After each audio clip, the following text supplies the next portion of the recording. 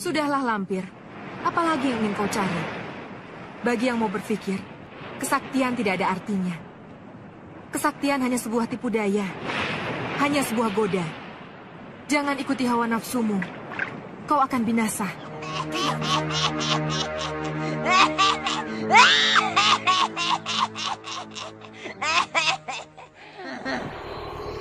Mempersembahkan Sandiwara Radio, Misteri dari Gunung Merapi. Dalam kisah Pengantin Lembah Hantu.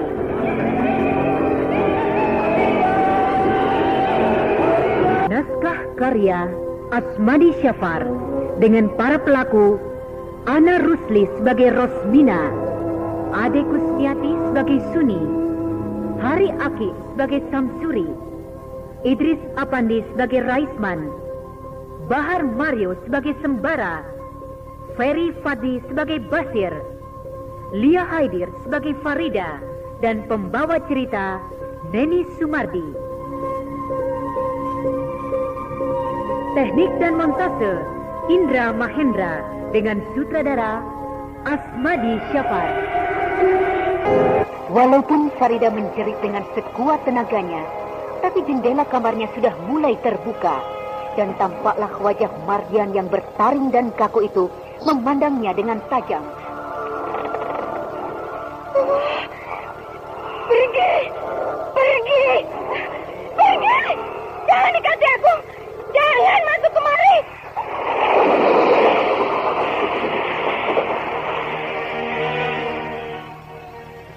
Siapa kau? Kau tidak usah tanya siapa aku. Kenapa kau halangi aku masuk ke kamar istriku? Karena kau masuk untuk mencelakakannya, bukan? Baik.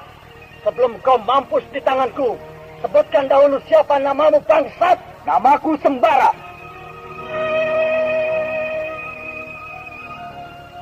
Sembara. Dia yang menolongku. Baik.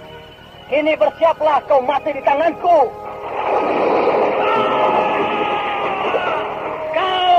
Kau kurang ajar. Rasakan pembalasanku. Nih.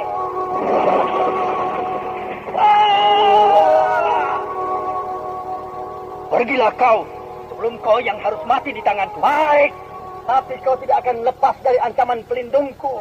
Siapa pelindungmu? Badirul, alias si ular hitam. Baik. Bilang pada si ular hitam. Aku siap menunggunya di mana saja. Baik. Bersiaplah kau mati bila dia datang menghukummu. Mardian sudah pergi. Tapi kenapa ada suara harimau? Ataukah Mardian harimau jadian? Kalau memang benar, alangkah malangnya nasibku. Bersuamikan orang yang sewaktu-waktu menjadi harimau jadian. Dan tadi Bang Sembara yang menolongku. Tidak, lain kali aku tidak akan mau ditolong olehnya. Aku harus cari orang yang bisa menolongku.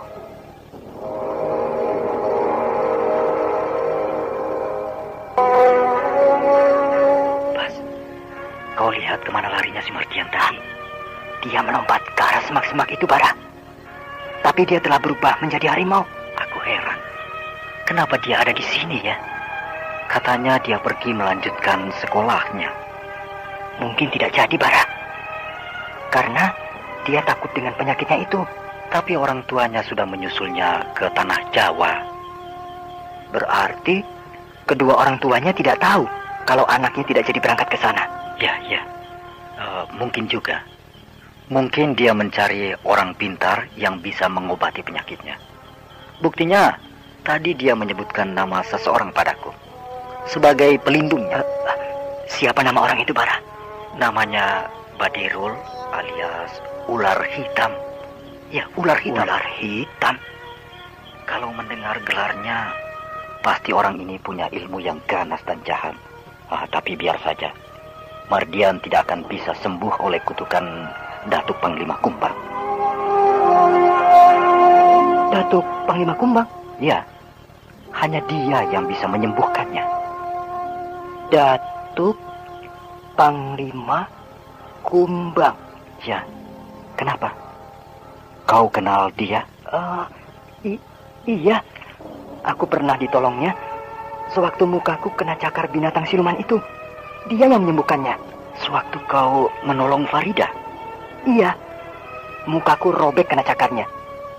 Dan sesudah diobati oleh datuk itu, maka tidak ada bekasnya sedikit pun. Oh, kau beruntung, Bas. Kalau tidak, pasti mukamu akan cacat seumur hidupmu. Karena luka bekas cakaran begitu, susah sembuhnya, Bas. Terima kasih atas pertolonganmu. Kau Farida? Tapi kenapa Bang Sembara masih mau menolongku? Aku memang sudah berjanji akan tetap menolongmu, Farida. Terima kasih. Tapi lain kali aku harap tidak menolongku lagi. Karena aku sudah pasrah untuk mati. Farida, kau dalam bahaya besar. Dan tidak seorang pun yang tahu, kecuali kami berdua. Biarlah. Karena aku tidak berguna lagi untuk hidup lebih lama. Bara, ada orang menuju kemari. Hah? Mana? Itu. Cepat, kita menyingkir dari sini. Oh ya, ayahmu datang, Farida. Maaf, kami pergi dulu. Kau yang berdiri di situ, Farida. Iya, Ayah. Kau belum tidur? Belum, Ayah. Aku menunggu Ayah. Kenapa kau menungguku di luar begini? Ya? Nanti kau sakit kena angin malam. Di dalam panas, Ayah. Mungkin hari mau hujan. Ya, tapi tidak baik kan? Hah? Hari sudah hampir pukul 2 malam. Iya, Ayah. Apakah bibimu pernah kemari? Tidak, Ayah. Juga kau tidak pernah berjumpa dengannya di tempat lain? Tidak, Ayah. Ya. Kemana perginya tuh orang? Kemana Bibi Ros ya? Dia sudah hampir seminggu ini tidak pulang-pulang. Sehingga aku dan pamanmu terpaksa mencarinya setiap hari dan setiap malam. Aku khawatir terjadi yang tidak terhadap bibimu. Apakah aku ceritakan saja tentang Bibi Ros yang datang padaku, berbentuk manusia tapi mengerikan itu?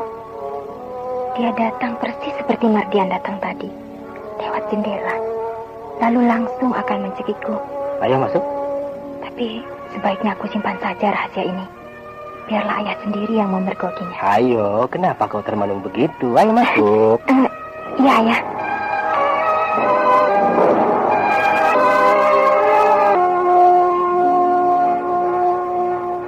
Kau dengar pembicaraan mereka, Bas?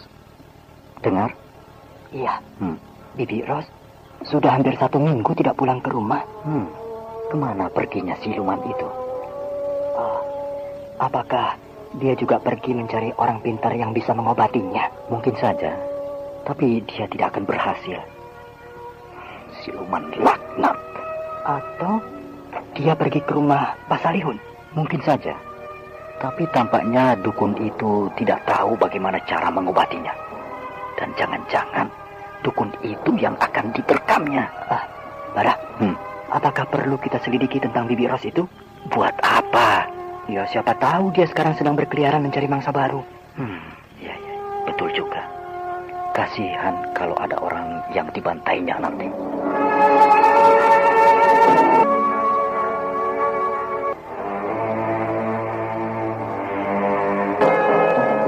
Belum selesai bahaya yang mengancam Farida yang berasal dari Bibi Rosmina, kini datang lagi ancaman dan bahaya dari suaminya, yaitu Mardian.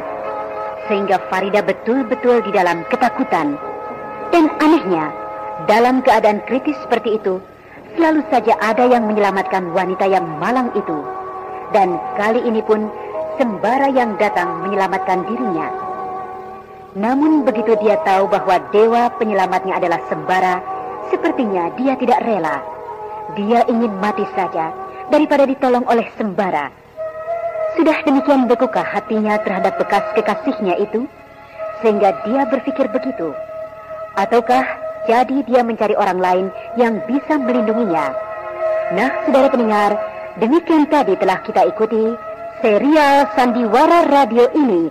Sampai jumpa esok hari pada waktu dan gelombang yang sama.